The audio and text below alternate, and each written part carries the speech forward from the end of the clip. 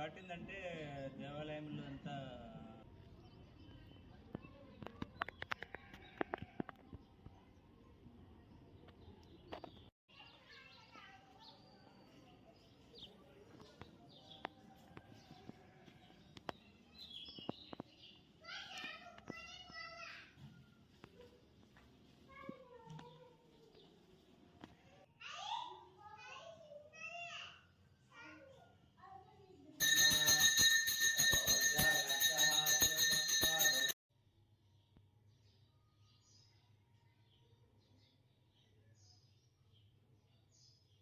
ఇది 13వ శతాబ్దంలో కట్టినట్లు మా వంశస్థులు మాకు చెప్పినారు. ఈ హరిహర బుక్కరాయలు వాళ్ళ పరంపరలో దీన్ని ప్రతిష్టం చేసినట్ల బయట శాసనం కూడా ఉంది.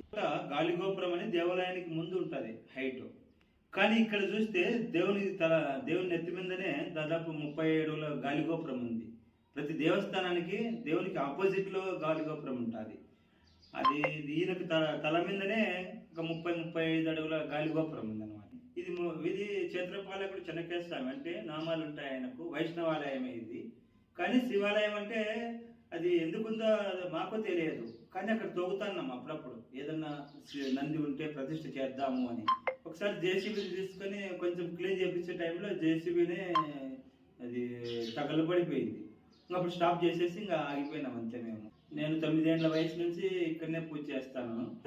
ఇది వంశపారంపర్య అర్చకులు.